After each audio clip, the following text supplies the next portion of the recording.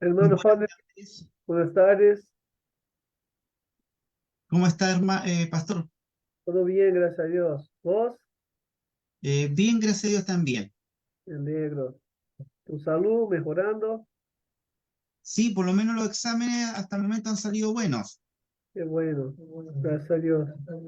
Sí, he estado tomando unas pastillas, unas píldoras de cúrcuma que me ayudan también para la inflamación. Está bien. Yo tomo Así, cúrcuma con limón todos los días.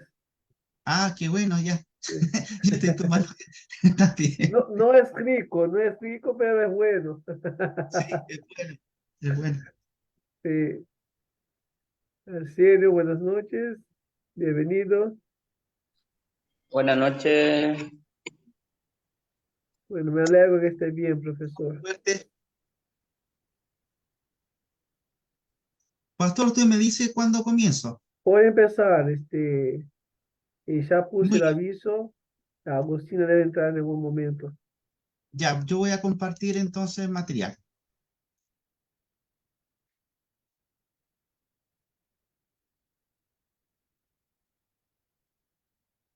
Bien, lo están visualizando. Sí, Ya, entonces parto con la clase. Vamos a tratar una materia que quiero primero explicar por qué elegí este tema. Voy a poner aquí presentación. Ahí está. Eh, en la última clase yo había mencionado que posiblemente iba a trabajar el tema de la eclesiología dentro de la patrística, que es un tema desafiante, porque de alguna manera nosotros tenemos una postura muy distinta a lo que es el concepto de iglesia que mantiene el mundo católico romano. Sin embargo, hermanos, pasando por una experiencia que tuve el fin de semana, estaba de viaje con el pastor de mi comunidad, viajamos a Santiago, grabamos un café teológico que ellos tienen, me compartieron un tiempo también ahí para hablar de algunos temas, y una hermana de la capilla, una hermana de la comunidad, tuvo la oportunidad de conversar en la Plaza de Santiago con algunas personas que se le acercaron a ellas, y una muchacha que se le acercó a ella le dijo: ¿usted sabe que Dios es una madre? Y le llamó la atención a nuestra hermana porque eso la Biblia no lo dice, ¿ya? Entonces surgió esta idea de que Dios es una madre, y empezaba a explicarle ella y se tomaba de algunos textos de la Biblia. Y en eso me venía a la mente lo que yo estaba leyendo de la patrística relacionada con las herejías. Cómo las herejías actualmente, digamos, están muy presentes, están muy activas, y mientras más me hablaba ella, mientras más me decía cosas sobre ese tema de que Dios es una madre, eh, venía a mi mente lo que había leído del curso de patrística de Javier Picasa, que menciona a los gnósticos.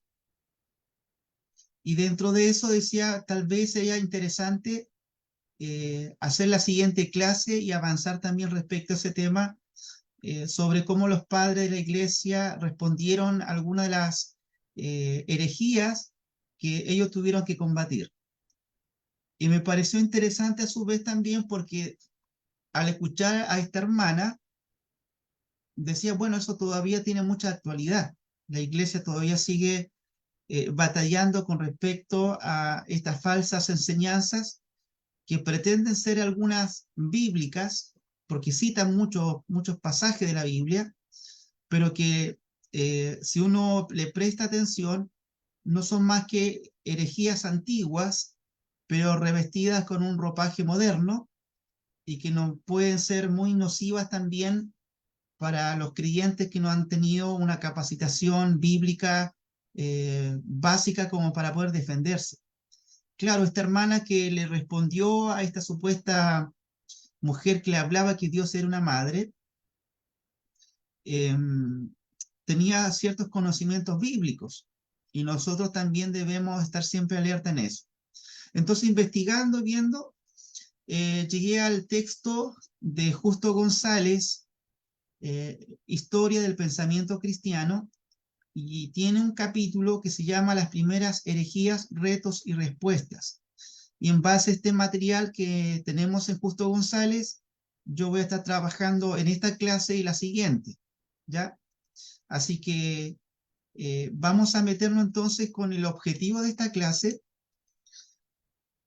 que tiene que ver con comprender cómo los padres de la Iglesia respondieron al pensamiento heterodoxo.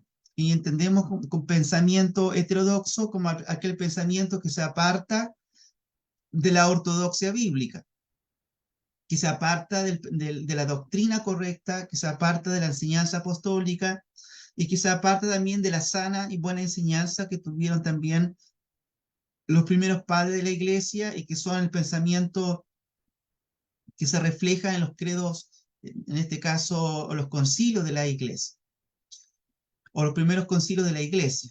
Entonces, esa es la idea. Ya entonces nosotros vamos a estar recorriendo algunas de las herejías. Vamos a partir por la primera que tuvieron que enfrentar los apóstoles y algunos padres de la Iglesia. Y también vamos a estar trabajando el gnosticismo, el marcionismo también. Y no sé si alcance con el marcionismo, pero me voy a tomar también tiempo de la próxima clase para seguir trabajando esto. Y como dice el título, si se fijan en el título de la materia, dice las primeras herejías, retos y respuestas. Entonces vamos a estar observando en esta primera clase en qué consistían estas herejías, y la próxima clase vamos a estar terminando esto que estamos comenzando ahora, y lo vamos a hacer también observando cómo los padres de la Iglesia respondieron a estas herejías. Así que cualquier consulta o duda, la idea es que lo puedan hacer al final, ¿cierto? Y si no, sería ya para la próxima clase cuando cerremos esta materia sobre las herejías. Y me parece que ya estamos casi concluyendo el curso de patrística también. ¿De acuerdo? Bien, vamos a avanzar. Bueno, como elemento introductorio, ¿se acuerdan que yo en una de las clases les mencioné sobre la patrística y la cristología? Cómo la patrística desarrolla la doctrina de la cristología, y mencioné a dos grandes apologetas, padres de iglesia muy reconocidos, que uno se llamó Ireneo de León y el otro es Orígenes. Y mencioné que ellos tuvieron que luchar contra tres frentes, básicamente. ¿Se acuerda usted, hermano Arsenio, cuáles eran esos tres frentes que tuvieron que enfrentarse los padres de la iglesia? Para ir haciendo memoria o recordar un poquito eso. Si no se acuerda, no hay problema, me dice nada más. Hermano Mario, ¿usted ha estado viendo los videos? Sí, buenas tardes. Sí, sí estuve Ya, viendo algo de los videos. Algo. ya. Bueno, yo mencioné que habían tres grandes retos que tuvieron que enfrentar, digamos, los padres de la iglesia. Uno de ellos era el judaísmo, ¿de acuerdo? El Sí. judaísmo. El segundo tenía que ver con los paganos, con la filosofía griega. Y en tercer lugar tenía que ver con las herejías que estaban dentro de las iglesias, o que comenzaban con personas dentro de la iglesia que terminaban desvirtuando la doctrina, y tuvieron que enfrentar los padres de la iglesia esos tres problemas. Entonces, como modo de introducción, nosotros vamos a estar observando que uno de los primeros problemas doctrinales que tuvieron que enfrentar los padres de la iglesia tiene que ver con el judaísmo. ¿De acuerdo? ¿Por qué? Porque el contexto en que surge el cristianismo es el contexto del judaísmo, en este caso del siglo I. Entonces, como señalo acá en la introducción, en aquellos primeros siglos de las personas que se convirtieron al Señor Jesucristo traían también su trasfondo religioso, su trasfondo filosófico, su trasfondo cultural. Y llegaban entonces de distintos contextos culturales, distintos contextos religiosos. Y eso también evidentemente iba a ser un caldo de cultivo para luego enfrentarse seriamente a problemas doctrinales. Bien, desde esa perspectiva, entonces, una de las primeras luchas que enfrenta, digamos, el cristianismo incipiente, primitivo, tiene que ver con la lucha contra el judaísmo. Y quien enfrenta principalmente esto dentro del primer siglo es el apóstol Pablo.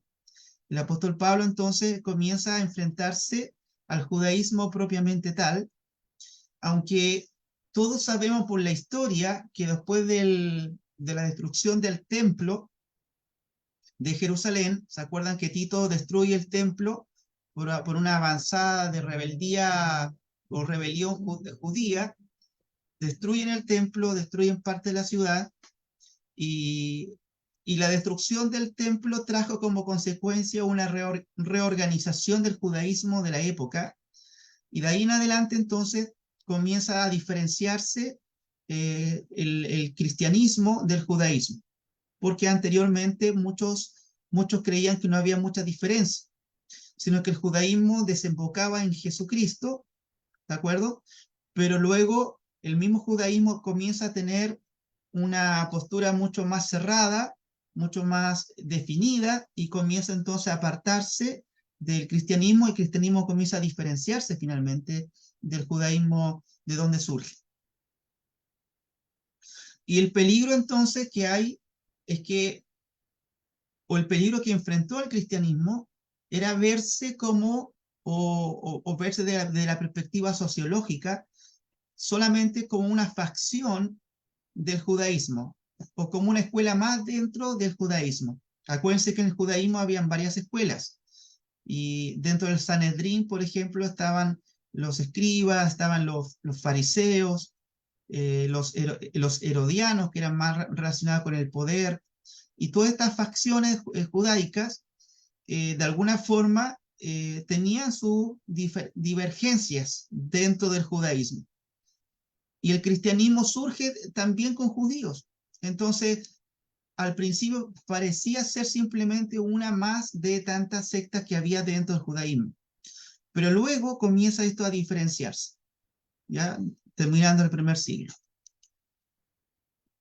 Otros se dedicaban, como dice el apóstol Pablo, a vana genealogía y fábulas de viejas, como las llama el apóstol Pablo a la carta de Timoteo. Pablo le advierte a Timoteo que no se entrampe en estas peleas, digamos, con judíos que habían rechazado a Cristo como el Mesías.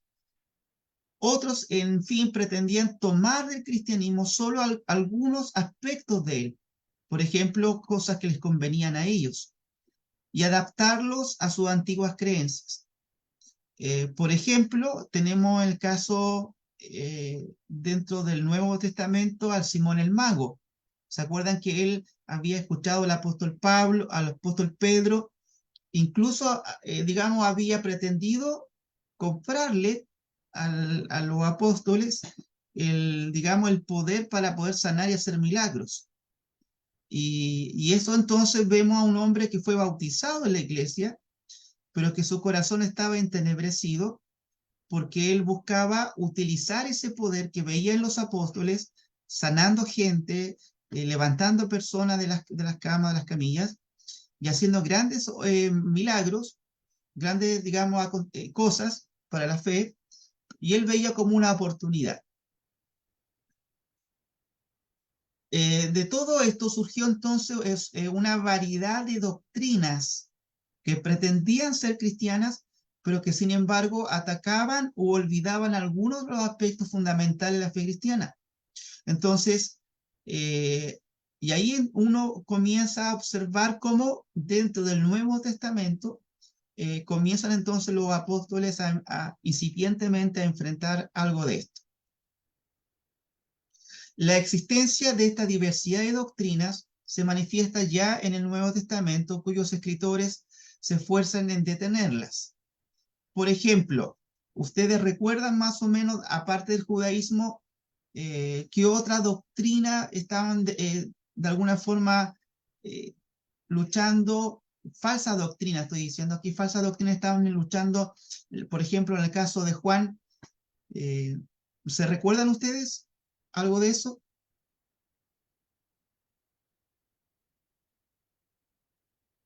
Podríamos mencionar, Gnosticismo, ¿sí? Diga, el gnosticismo.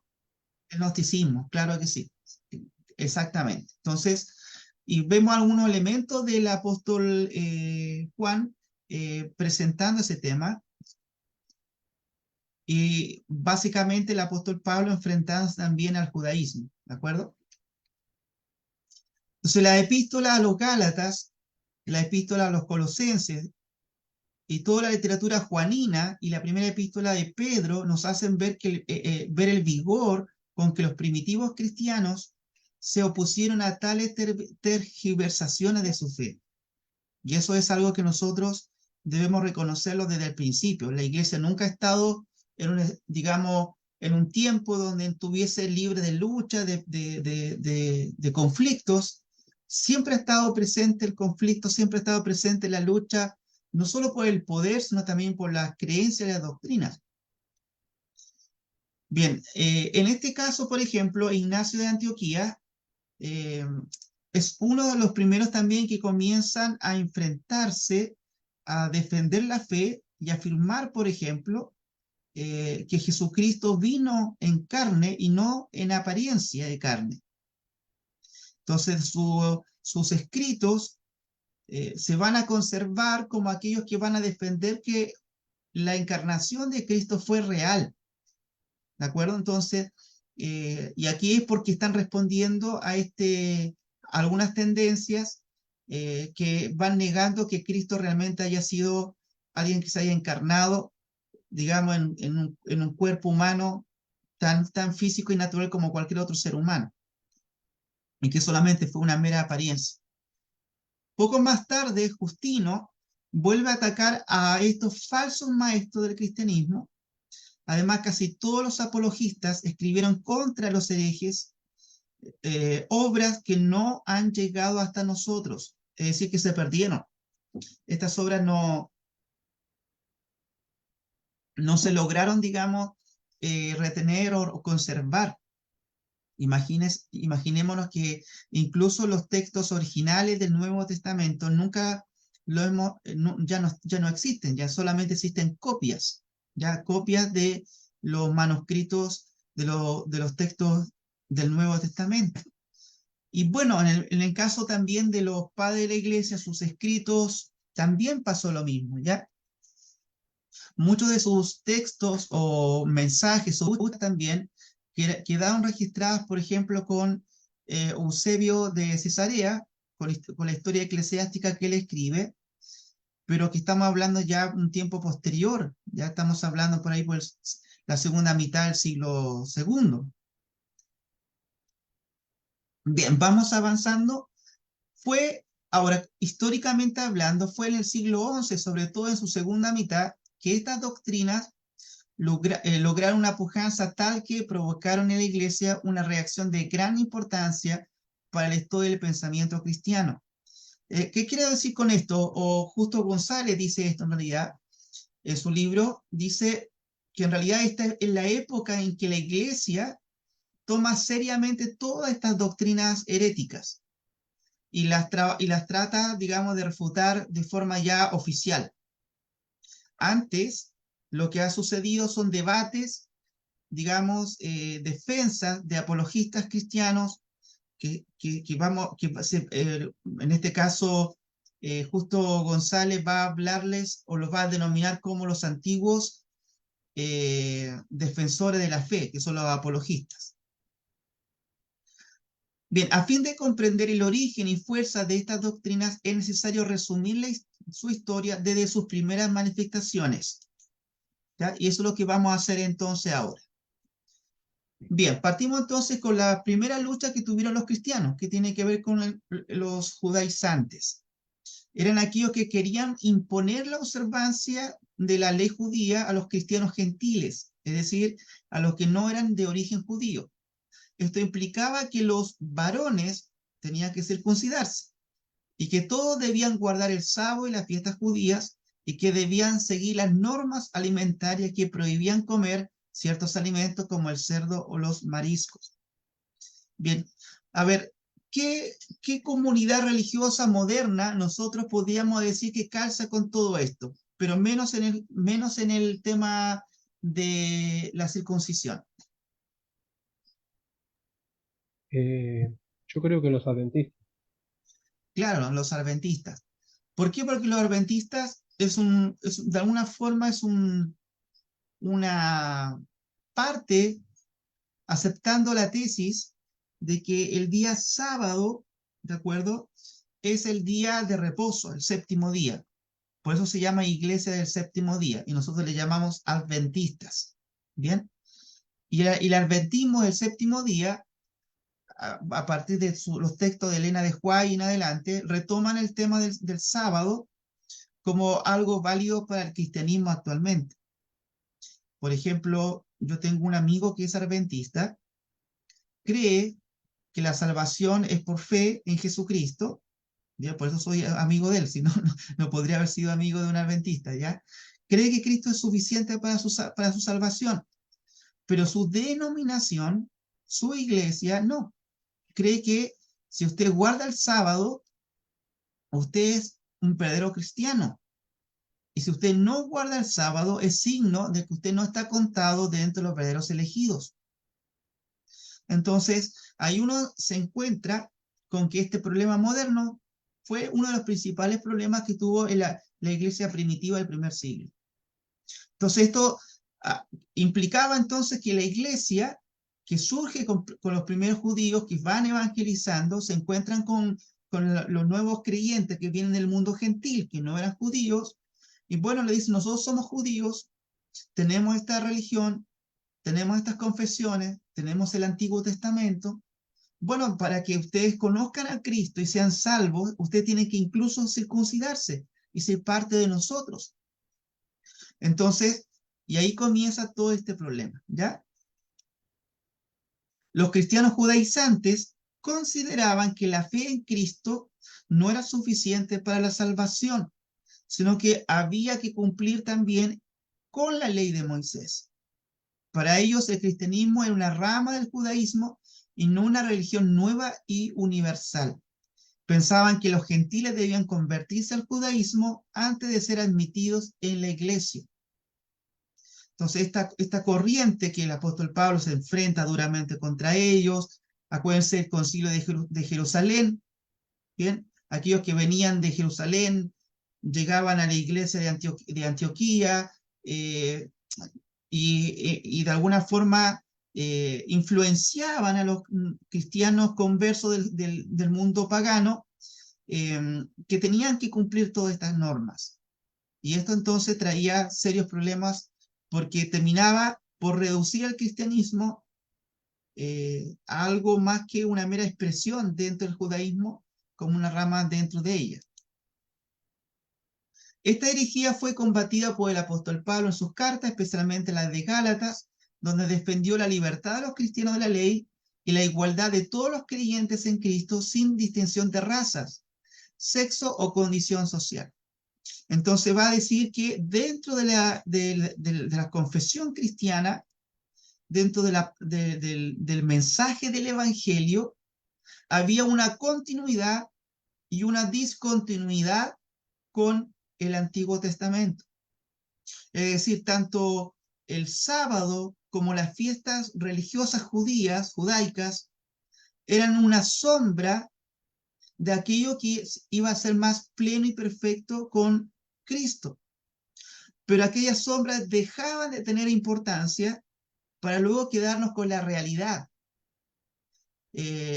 Entonces, lo que antes, estas fiestas religiosas, digamos, la ley incluso, que nos conducía a Cristo, porque por medio de la ley nosotros tenemos el conocimiento del pecado y por lo tanto la condenación, y que nos llevaba a Cristo, por lo tanto, la única y suficiente, digamos, medio de salvación para nosotros, que era Cristo.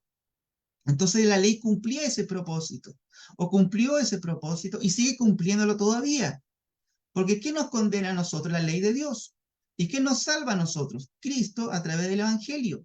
Entonces, el Antiguo Testamento sigue vigente en estos aspectos, pero no en otros. ¿Por qué? Porque Cristo ya es nuestro reposo. El sábado deja de ser un día de calendario para nosotros, que tenemos que guardar, para hacer el propósito del sábado. ¿Qué era el propósito del sábado?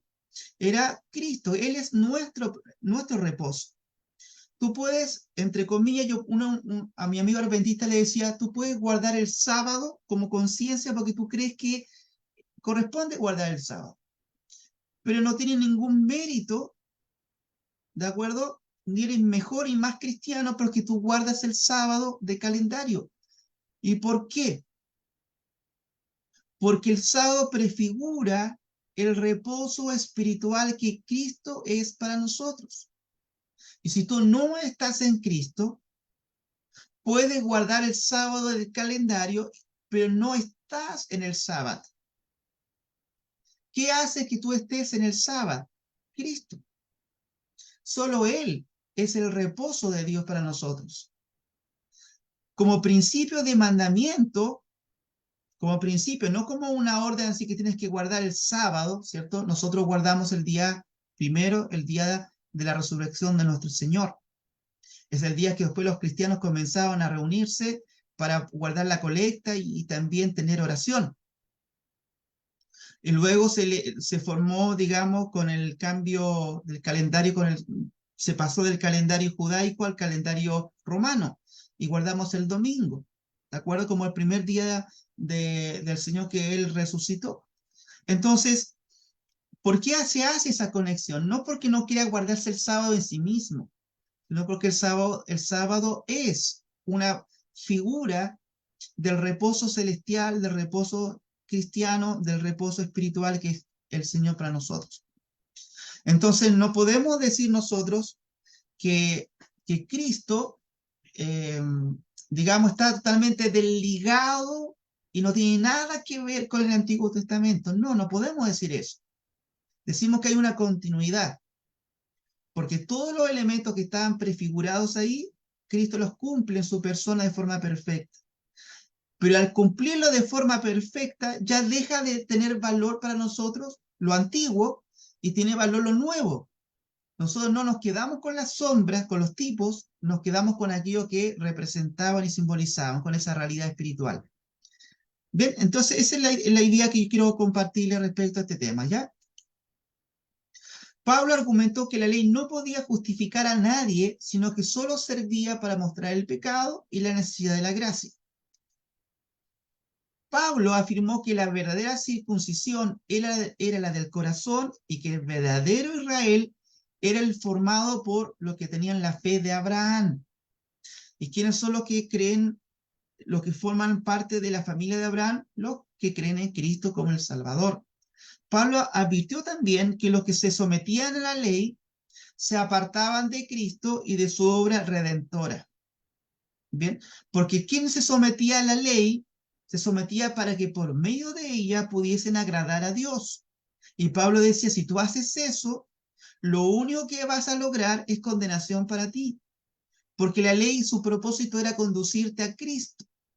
Por eso dice, ninguno bajo la ley va a poder ser justificado, porque no tenía ese propósito. El propósito de la ley, y por eso Dios usó el judaísmo, para llevarnos a Cristo. ¿Ya? Porque el judaísmo, su principal base fue la ley. Ahora, ellos dicen, y este es un asunto ya, digamos, moderno, de acuerdo a algunos teólogos contemporáneos, van a decir que en Israel, en el fondo, en el judaísmo, sí existía la salvación por gracia. Y que fue, de alguna forma, una tergiversación de parte de algunas comunidades judías del primer siglo, que tomaron a la ley y le dieron un lugar que no tenían en el Antiguo Testamento. ¿De acuerdo? Y esa fue la lucha que tuvo Pablo en el fondo. Bueno, cualquiera sea la interpretación que se le pueda dar el rol de la ley en el periodo que vivió Pablo, y para los judíos también, estaba claro que la ley, su naturaleza y su propósito fue siempre ser un espejo para mostrarnos nuestro pecado y la necesidad de la salvación, la necesidad de la justificación, ya no en base a un mérito que no se podía, sino en los méritos de Cristo, el Cordero de Dios que quitaba el pecado del mundo. Pablo advirtió entonces que los que se sometían a la ley de Dios, a la ley como tal, se apartaban de Cristo, de su obra redentora. Cristo es entonces el Cordero de Dios que quita el pecado del mundo y por lo tanto no teníamos que ya estar más sometidos a todos esos elementos. Esta herejía también fue resuelta por el Concilio de Jerusalén, que fue el primer concilio de la Iglesia, celebrado más o menos en la década del 50. Yo les sugiero, si tienen el tiempo, de leerse todo el capítulo 15 del libro de Hechos. Porque, ¿cuál es lo interesante de eso? Tienen que leérselo no solamente desde la perspectiva de los debates que se dan ahí, las tesis y la antítesis, sino véanlo desde la perspectiva eclesiológica. Cómo la iglesia se organiza en ese periodo para luego debatir un tema, presentar la postura de la iglesia, la postura, digamos, apostólica, y cómo esa postura luego se comunica a todas las comunidades. Ahí tenemos un modelo, entonces, no solo de la argumentación, el debate dentro de las iglesias, sino también tenemos el modelo de cómo podemos nosotros enfrentar cualquier herejía dentro del tiempo y el lugar que nosotros estamos viviendo. ¿De acuerdo? Bien, avancemos. En este concilio se reunió la iglesia de Jerusalén, liderada por Santiago, el hermano de Jesús, y la iglesia de Antioquía, representada por Pablo y Bernabé. Aquí se discutió si los gentiles debían circuncidarse y guardar la ley para ser salvos. Después de escuchar los testimonios de Pedro, de Pablo, de Bernabé, que habían predicado el evangelio a los gentiles y habían visto el poder del Espíritu Santo en ellos, el concilio decidió no imponer ninguna carga a los gentiles que se convertían al cristianismo, sino solo algunas normas mínimas de convivencia, como por ejemplo abstenerse de la idolatría, de la fornicación y de la sangre. ¿Ya? Entonces, era más que nada, aunque aquí hay un elemento moral, por ejemplo, que tiene que ver con la idolatría. Bien, eso no es algo mínimo, es algo que todos los creyentes tenían que hacerlo y tenían que, digamos, comprender que si te convertías en esa época al cristianismo, al mensaje del evangelio, tenías que abandonar toda pretensión de idolatría de otros dioses paganos. Esta decisión fue comunicada por una carta a las iglesias de origen gentil y fue recibida con alegría y alabanza a Dios. Entonces hubo una unanimidad en este caso, se logró eso. Bien, entonces con este concilio se resolvió este elemento, esta herejía del judaísmo. Se dio esa respuesta. Pero ¿qué creen ustedes? ¿El judaísmo como tal nunca más siguió afectando a la iglesia cristiana o la sigue afectando en el día de hoy? ¿Qué creen ustedes? Yo digo que sí, pastor. Digo que sí, porque hoy está raíces hebreas. Sí, ¿cierto? Claro que sí. No sé si en Uruguay se está dando, pero acá en Chile el movimiento de renovación mesiánico es muy fuerte, ¿ya? Sin negar que Cristo es el Salvador, que Cristo es el Mesías, muchas iglesias evangélicas están volviendo a tener prácticas judías. Por ejemplo, tener el chofar dentro para alabanza. Tocan el chofar, que es un cuerno, ¿ya? Que ellos usaban como medio, como si fuese una trompeta. para llamar a la batalla espiritual, ¿de acuerdo? Yo nunca he estado ahí dentro, pero cuando me dicen eso, digo, aquí batalla espiritual están llamando con el cuerno, me da la sensación de que algo raro hacen, qué sé yo, pero nunca he estado en esos cultos, pero sí he estado con personas que están en esos cultos, ¿ya? Con amigos que tienen esa tendencia. Entonces, hay todo un volcarse ya a ciertas costumbres judías que tenían que ver con la liturgia judía y la están como cristianizando un poco y en el fondo es un volverse a eso. Tal vez la comunidad más fuerte religiosa que mantiene el tema del judaísmo actual tiene que ver con el adventismo, ¿ya? Donde ellos no comen cerdo, por ejemplo, todos los animales inmundos tratan de evitarlo, y también guardan el sábado porque creen que es el día del Señor, el día de reposo. Bueno, eso es lo que quería comentarles, que cuando tratamos el tema de las herejías que los padres apostólicos y apologetas enfrentaron, no significa que esté tan lejos de nosotros también, y que eso terminó, sino que se sigue manteniendo, pero con ropaje moderno, con nuevos nombres, pero que está ahí presente. Bien, ahora entramos a un temazo, ¿ya? A un temazo, hermanos, porque eh, como les compartía, uno piensa que el gnosticismo fue un monstruo que los padres apologetas tuvieron que vencer y lo vencieron, pero que ha mantenido su cola moviéndose de alguna manera a lo largo de la historia y podríamos decir que está muy presente en el tiempo de hoy, muy presente en muchas de lo que pasa por las iglesias evangélicas. El gnosticismo está ahí encubierto, ¿ya? Voy a nombrar algunas corrientes evangélicas que de alguna forma se acercan un poquito al gnosticismo, ¿ya? Y a su forma de pensar. Bien, dice el gnosticismo. Bueno, todo este material que yo estoy compartiéndoles está en base a un capítulo del libro de Justo González, para aquellos que se incluyeron recién, que tiene que ver con las herejías, retos y respuestas que se dio en esta época a estas herejías. Y vamos a estar observando estas herejías y las respuestas a estas herejías las vamos a estar observando también en la próxima clase.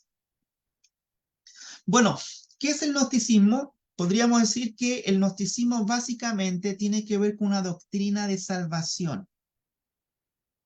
De ahí que pegó tan fuerte en el mundo cristiano. Pero ¿en qué consiste esa salvación? Bien, el análisis que hace en este caso Justo González en su libro Historia del Pensamiento Cristiano dice que el gnosticismo consiste en la liberación del espíritu que se haya esclavizado debido a su unión con las cosas materiales.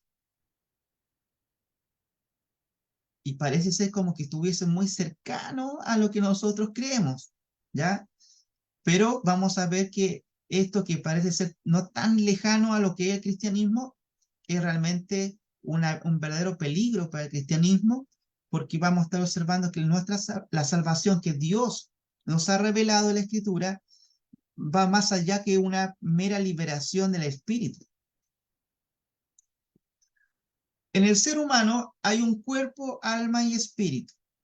Y aquí no voy a estar discutiendo si somos dicotómicos, tricotómicos, cuartotómicos, no, ya no es mi idea eso.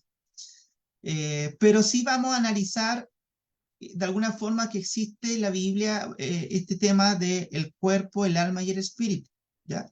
La perspectiva protestante reformada siempre ha sido que el cuerpo es la parte inmaterial del ser humano, el alma y el espíritu es lo mismo, pero visto de distintas maneras, nada más, ¿ya? El espíritu en relación con Dios y el alma en relación con las personas, digamos, en términos de el elemento horizontal del ser humano, pero tiene que ver con la parte inmaterial. Más o menos eso, ya entonces, pero en una perfecta unidad que llamamos nosotros la persona humana, tanto cuerpo como espíritu o alma, forman una unidad perfecta que es el yo, ya nuestra vida digamos, personal. Entonces, tanto el cuerpo como el alma pertenecen al mundo material, ya que el alma es solo lo que da al cuerpo vida, deseo y pasiones. Eso es lo que dice el gnosticismo. ¿Bien? Por eso dice la diferencia en nuestra visión personal, teológica de la Reforma. Ahora, el alma es solo lo que le da vida al cuerpo. Eso es lo que creen los gnósticos. ¿Bien? Aquello que mueve al cuerpo, mueve al cerebro. El espíritu, según ellos, no pertenece en realidad a este mundo, sino que es parte de la sustancia divina que por alguna razón ha caído y ha quedado aprisionada en lo material. Es necesario entonces liberar al espíritu de su prisión, y esto se logra mediante el conocimiento o la gnosis, de donde deriva su nombre gnosticismo. Entonces, lo interesante de esto es que va a decir entonces que el espíritu humano es lo único que nosotros estamos llamados a salvar. ¿Y qué es el origen de este espíritu?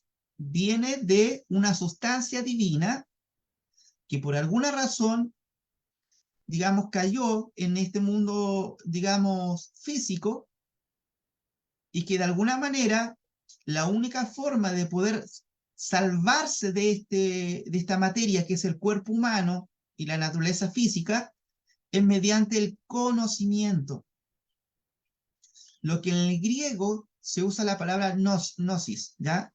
Y de ahí vienen las muchas otras palabras que nosotros vamos a ir derivando de la palabra gnosis, del conocimiento.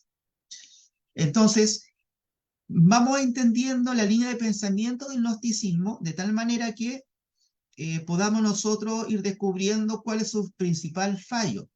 Y ya estamos viendo que acá este desprendimiento de la sustancia divina, ese desprendimiento por alguna razón tiene que ver con el espíritu de todos nosotros. Y que eso es lo que hay que salvar, no el alma ni el cuerpo.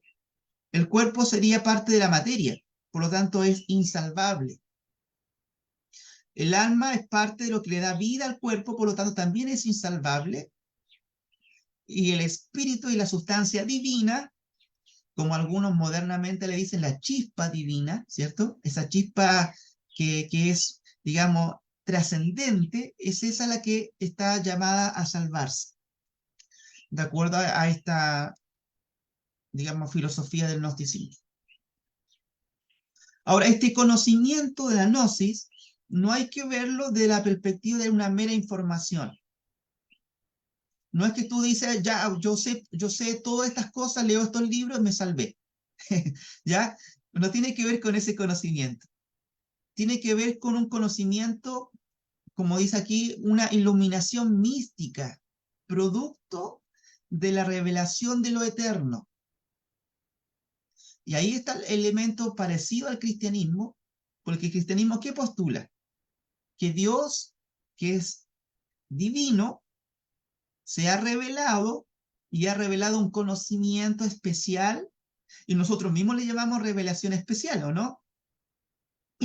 Claro que sí, le llamamos revelación especial. Entonces ellos dicen que este ser divino, esto eterno, digamos, reveló un conocimiento, pero ese conocimiento no hay que verlo como mera información, sino como una iluminación mística, como un conocimiento que no es natural, sino que es sobrenatural. Y místico porque no se adquiere solo por la razón, sino por una unión mística que hay con este ser espiritual.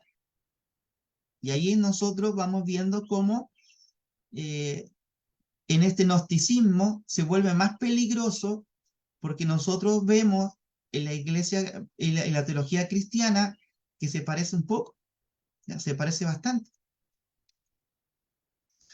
El conocimiento es entonces conocimiento de la situación humana, de lo que éramos de lo que debemos llegar a ser, y mediante este conocimiento podemos librarnos de nuestras ataduras al mundo material.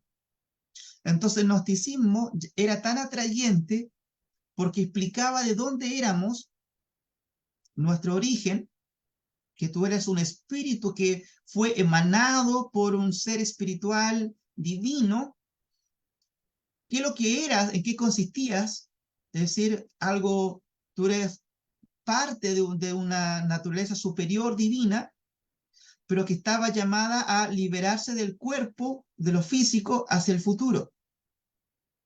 Y esa liberación consistía entonces en liberarte del mundo material, y esa liberación se logra mediante ese conocimiento íntimo de este ser divino.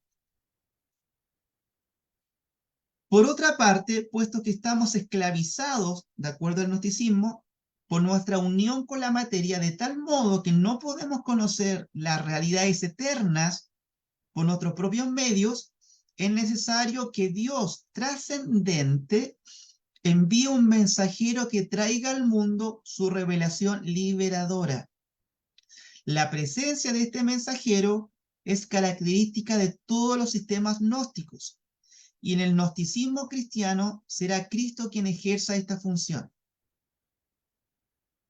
Entonces, el gnosticismo no es una religión cristiana, es una filosofía que toma y dice, bueno, los cristianos dicen que Cristo es el que descendió del cielo como el mensajero para traer salvación. Y ellos en su esquema filosófico dicen, bueno, este ser espiritual que le llamamos Dios, que le llamamos logos, que le llamamos madre, que le llamamos lo masculino, lo femenino, como queramos llamarle, llega al mundo como aquel que va a traer luz y conocimiento íntimo y profundo, místico, y esto calza con lo que los cristianos dicen que es Cristo, entonces debe ser algo igual, y comienzan a mezclarse. Entonces muchos cristianos tuvieron que enfrentarse a esto, y pensaban que estaban hablando de lo mismo, pero finalmente se dan cuenta que no. Ahora bien, de la doctrina soteriológica es necesario pasar a sus fundamentos, y aquí es donde entra en juego la especulación gnóstica. Cuando hablamos de la doctrina soteriológica, estamos hablando de la doctrina de la salvación. Acuérdense que los gnósticos son una doctrina de salvación, es un postulado, es una filosofía sobre la salvación. ¿Cómo los hombres se salvan? Bien, aquí entonces vamos a entrar a cómo ellos van especulando en qué consiste esa salvación. Si el espíritu del ser humano se encuentra aprisionado en la materia, esto requiere una razón, y tal razón la encuentran los gnósticos en sus especulaciones. Entonces, ellos van a empezar a especular cómo nosotros llegamos a este estado de cosas, cómo hemos llegado a este punto en que nos encontramos aprisionados en este cuerpo. Dos son las características principales de estas especulaciones: su dualismo y su numerología.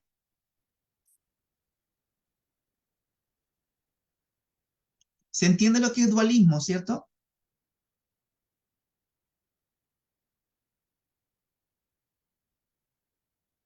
Si me dicen que sí o no, me mueven la cara, me dicen sí o no. ¿Ya? Usted está hablando, perdón, del dualismo se refiere a lo que estaba diciendo sobre el alma y el cuerpo Sí, y eso. Ah, sí. sí, sí, sí. Entonces, cuando se habla de dualismo, viene de dúo, de dos cosas, dos realidades, ¿cierto? Materia y espíritu. Ese dualismo, ¿de acuerdo? Pero en todo ámbito el gnosticismo ve dualismos, arriba y abajo, ¿de acuerdo? Materia y espíritu, padre y madre, ¿de acuerdo? En todos los ámbitos va viendo dualismos. El bien y el mal, que son elementos que van a estar presentes siempre en el gnosticismo. Y la numerología, que la numerología es cuando le damos sentido especial a ciertos números.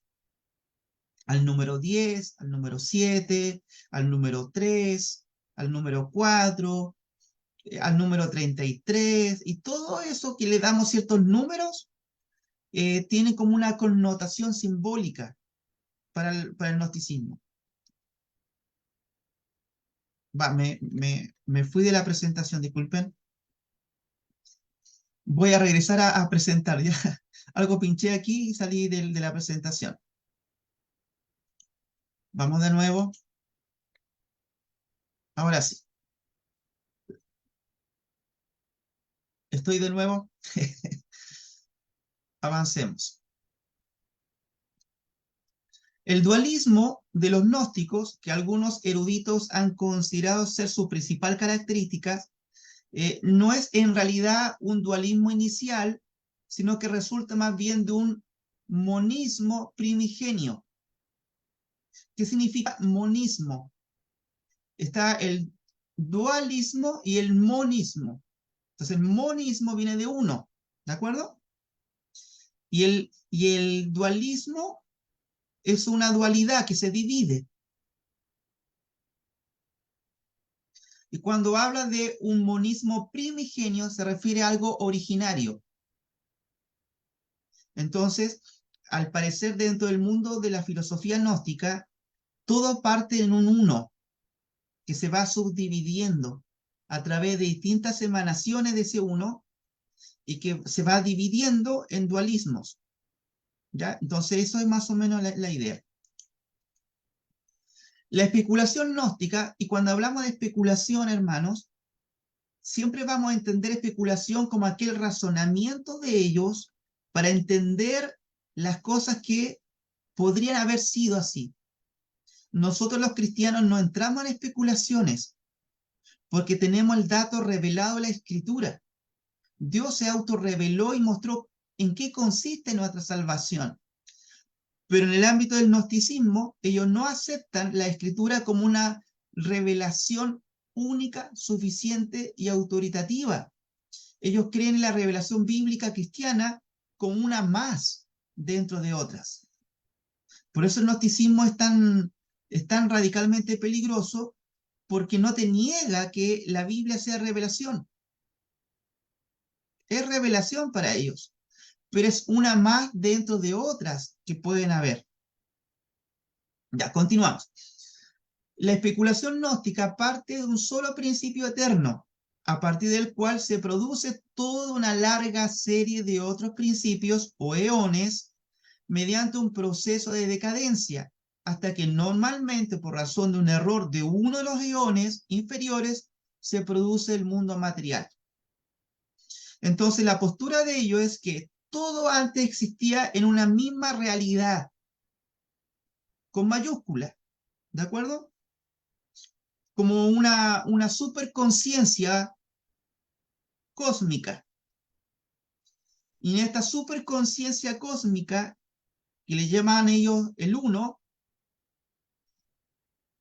se va desprendiendo de ella o de él una larga serie de otros principios o eones o de corrientes, ¿de acuerdo? Porque estamos hablando de una realidad en movimiento, y que se van desprendiendo, y como que en la medida de este proceso de desprendimiento van apareciendo eones inferiores al uno.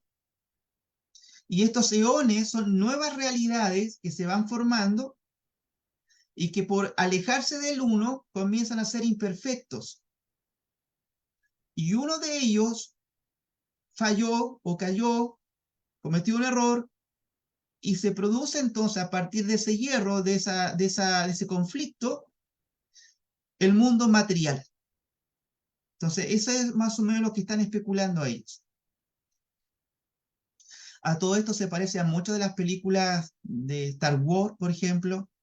Se parece mucho a de muchas otras películas de ciencia ficción, donde se habla de que tenemos que ir a un lugar especial donde está ese ser cósmico, y que debemos unirnos a esa realidad dejando nuestros cuerpos trascendiendo, ¿ya? hay mucho de eso, en mucho de gnosticismo. Por ejemplo, hay una serie que tiene 10 temporadas que a mí me gustó harto y me gustaba porque era de ciencia ficción. Si ustedes la googlean en algún momento dado, se llama la serie Stargate, ¿ya? Entonces, en la primera temporada, ¿de acuerdo? Stargate lucha contra los dioses egipcios, ¿de acuerdo? Que eran, en este caso, extraterrestres que usaban la imagen de los egipcios para controlar a la humanidad. Pero en la temporada 5 en adelante, ellos luchan contra sacerdotes que tenían un control de la mente y del espacio y que podían, digamos, trascender a realidades inmateriales. Y, y habían seres, digamos, ascendidos, que le llamaban ellos. Y ahí me divertía harto porque era toda esta cuestión del gnosticismo reflejado en la ciencia ficción nada más, ¿ya? Si algún día tienen el tiempo y ven esa serie, son 10 temporadas y cada temporada tiene 23 capítulos, así que pueden estar todo un año viéndola. Bien, vuelvo al punto para no escaparme. Continuamos. Es así que surge un dualismo de segundo orden entre la materia y el espíritu, entre lo celestial y lo terreno. Dentro de este proceso de producción de diversos niveles de iones, la numerología, una característica bastante común de la especulación helenista, ocupa un papel importante puesto que los eones se producen siguiendo ciertos patrones numéricos. ¿Ya? Entonces, toda esta cuestión de patrones numéricos van a ser bien importantes. De esta combinación de dualismos y especulaciones numéricas surge la cosmología gnóstica, que se caracteriza por las series cada vez más complicadas de seres que se interponen entre lo eterno y el mundo material. Entonces, entre lo eterno, el uno, el monismo, y los distintos dualismos que van a aparecer acá, aparecen intermediarios. Estos intermediarios son cada vez más, aumentan y aumentan y aumentan, dependiendo de la escuela gnóstica que están desarrollando. Por último, la doctrina moral de las sectas gnósticas se basa en su antropología y cosmología. ¿Qué significa antropología? El estudio del hombre, antropo, ¿cierto? Y logos. Y cosmología, es decir, cosmo, el estudio del mundo. Si todo el bien que existe en el ser humano se encuentra en su espíritu y el cuerpo es por naturaleza malo, pueden seguirse dos consecuencias diametralmente opuestas. Y aquí ustedes se van a reír un poquito, pero aquí es algo que está muy presente en la cultura de la cristiandad. O bien es necesario castigar el cuerpo y llevar, por tanto, una vida ascética, o bien lo que el cuerpo haga es indiferente, ya que en nada influye en la pureza del espíritu y por lo tanto se puede llevar una vida de libertinaje. Si se fijan en esta postura moral del gnosticismo, existe una dualidad.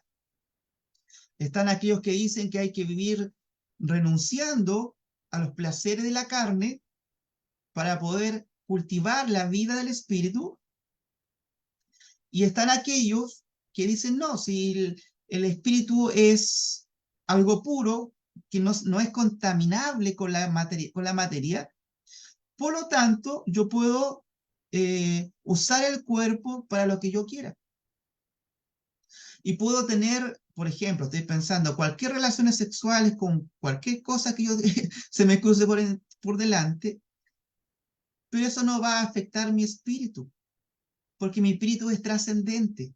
No puede ser cambiado ni tocado por lo físico. Entonces, esta idea, esta dualidad, estas dos posturas dentro del gnosticismo, de la perspectiva ética y moral, se dan cuenta cómo se empezó a desarrollar dentro de la historia del cristianismo también, cómo lo afectó, por ejemplo, con todo el movimiento monástico. Los padres del desierto que abandonaron el mundo para poder cultivar la vida espiritual alejada de la carne y poder solamente cultivar la vida espiritual, pero sin relación con la sociedad. ¿De acuerdo?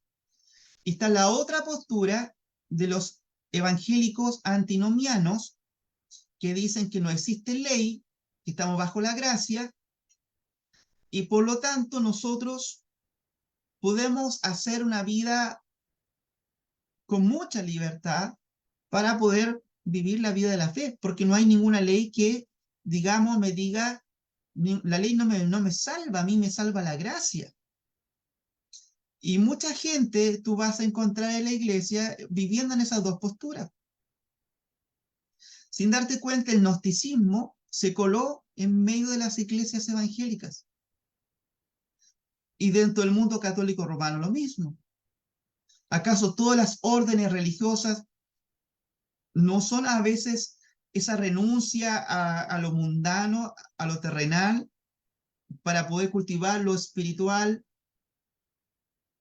Por eso el mundo protestante reformado vuelve a la Escritura y va a decir que toda la vida humana es redimible por la gracia de Dios. Tanto tu aspecto espiritual como tu aspecto inmaterial o material son salvables, son redimibles y son salvadas por la gracia del Evangelio de Cristo.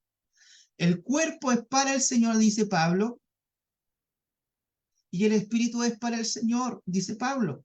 Entonces, todo en una unidad perfecta en obediencia a Cristo. Entonces, el cuerpo es el instrumento en que vivimos el Evangelio y por lo tanto redimible, y Dios lo va a resucitar en el día postrero. Cuando muramos, cuando fallezcamos, ¿cierto? Y el Señor no venga antes, o cuando el Señor venga, va a transformar este cuerpo natural, corruptible, que se muere por el pecado, pero que el Dios va a hacer algo extraordinario, que es la glorificación de nuestros cuerpos. Y en el fondo, lo que significa entonces que todo nuestro ser es llamado a vivir en obediencia al Evangelio. Y no solamente una parte de nosotros. Y aquí quiero terminar con esta parte de la reflexión. Y quiero decir que muchas de las iglesias evangélicas, por ejemplo, no sé si ustedes conocen donde ustedes están, que se llaman los hermanos o el hermanismo. Algunos los conocen como los hermanos libres, otros los conocen como los hermanos abiertos, ¿ya? Y tienen un teólogo que es chino, que se llama Watchman Nee, ¿ya?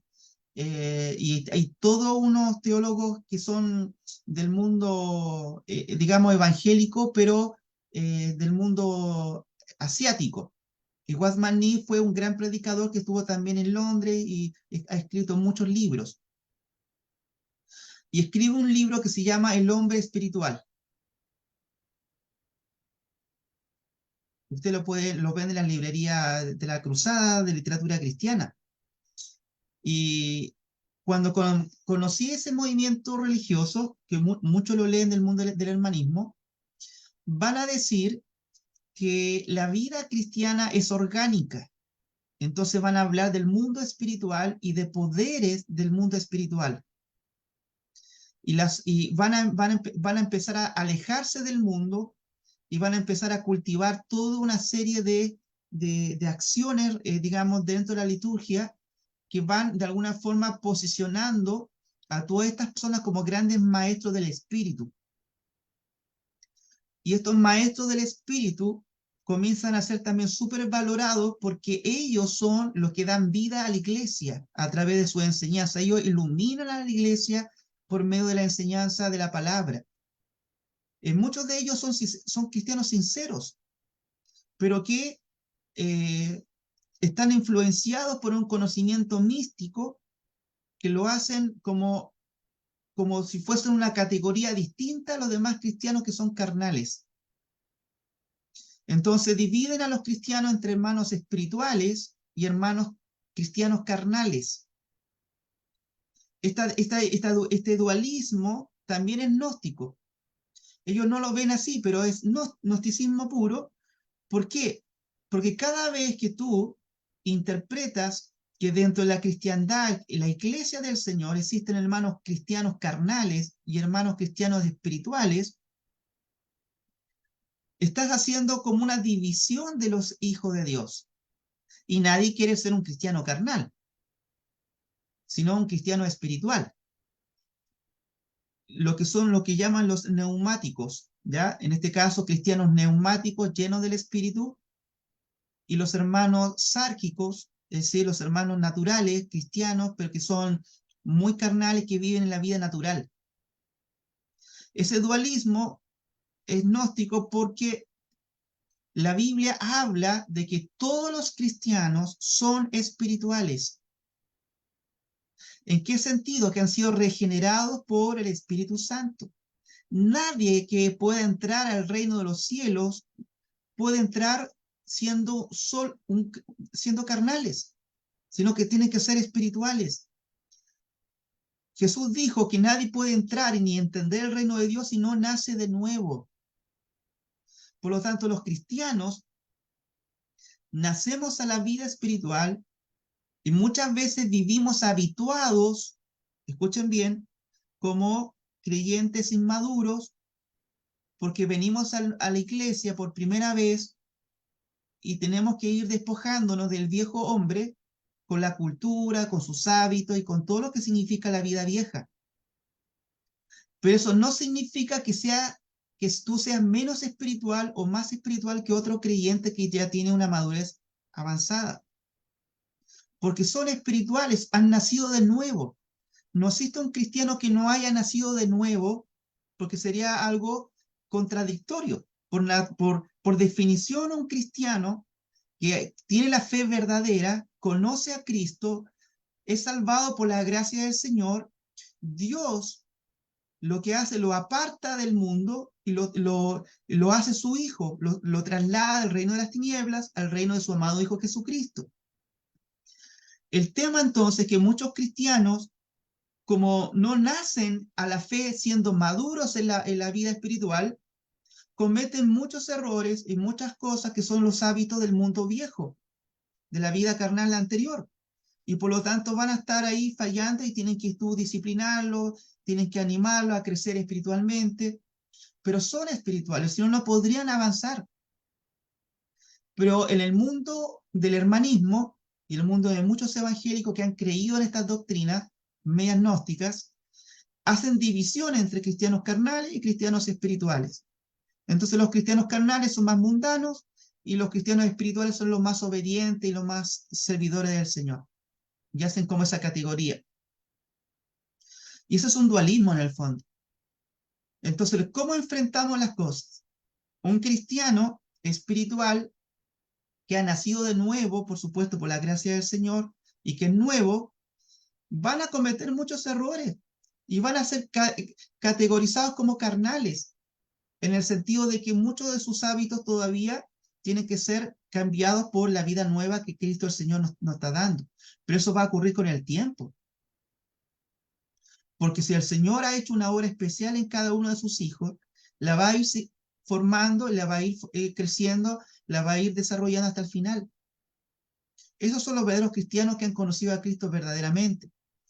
Pero no se pueden, no hay base bíblica para dividirlos. Cuando Pablo dice que son carnales a los corintios porque estaban llenos de divisiones y estaban llenos de algunos pecados que eran bastante vergonzosos, ¿se acuerdan la carta de Corintios cuando los reta harto también? Le dicen, ustedes son carnales.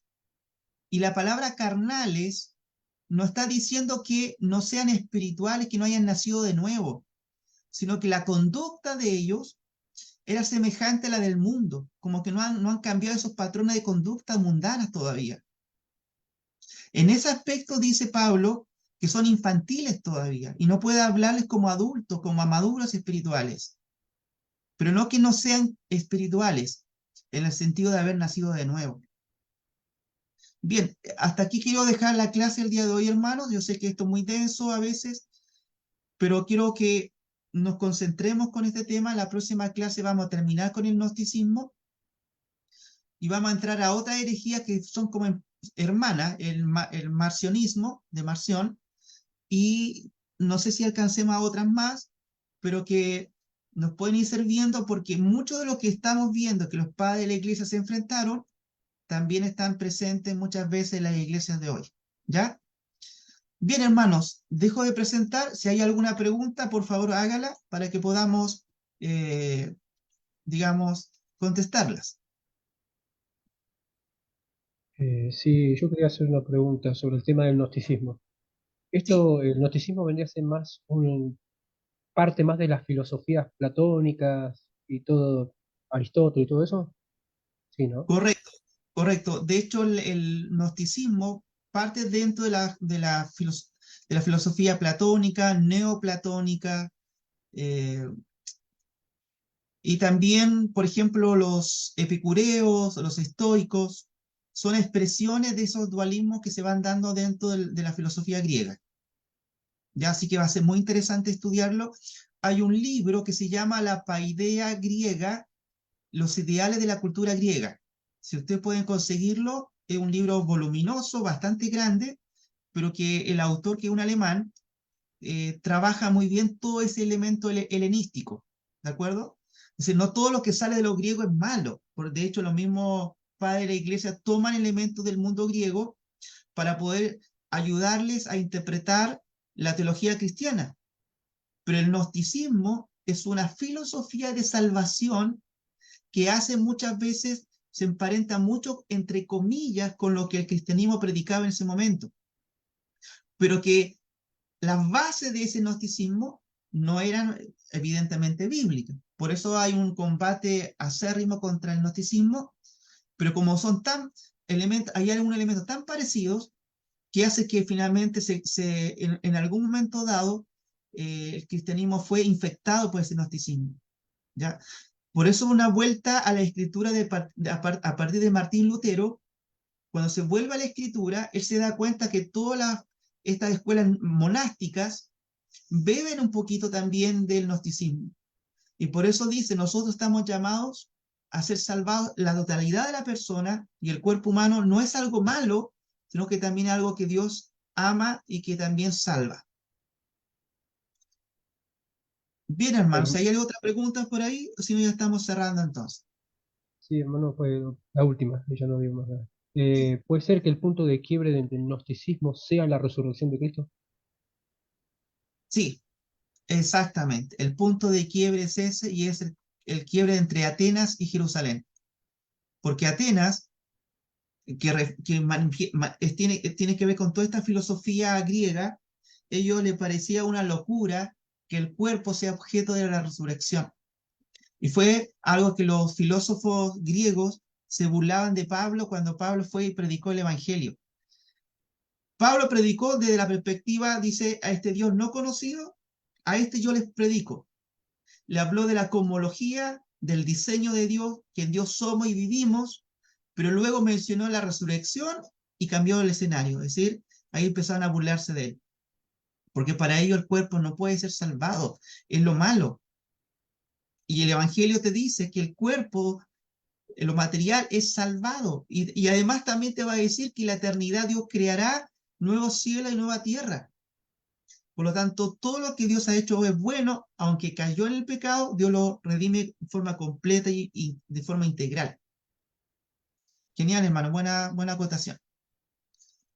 Bien, hermano, nos estamos viendo entonces la próxima clase, Dios mediante. Pastor, el Sí, Señor le la bendiga. clase que viene es la última clase, así que profesor, no sé si hay algún aviso sobre los trabajos, alguna cosa que esté Buenas, pendiente. claro que sí, claro que sí. Me mandan por el WhatsApp, ¿ya? Como mi número está ahí, lo mandan por interno y me mandan sus trabajos, ¿ya? Repito en qué consiste ese trabajo, estaba puesto también en el WhatsApp en qué consistía, está la pauta de evaluación. En el fondo tiene que ver con tomar un postulado de un padre de la iglesia y verificar si eso es bíblico o no. ¿Cómo verificarlo? Con algunas citas bíblicas que corroboren lo que él dice. Y si lo que él dice no es bíblico, con la misma Biblia también corroborar. yo pido mínimo 6 versículos bíblicos que vayan corroborando ese postulado, esa doctrina de ese padre de la iglesia, cualquiera sea, pero que sea así, ¿ya? Con la introducción, obviamente, el desarrollo y una conclusión. Perfecto. Hermano, ¿podría enviar esa pauta? Porque yo había cambiado el teléfono y había perdido todo ese tramo. Y no lo tengo. ¿Lo Ya, podría lo enviar? mando durante el día de mañana, lo estoy mandando, ¿ya? Listo, muchas gracias. Ya, Perfecto, hermano. muchísimas gracias, profesor. Bien, Bien, hermanos, chao. damos gracias a Dios, nos vemos enseguida. Bendiciones. Gracias, Chao. profesor. Chao, chao.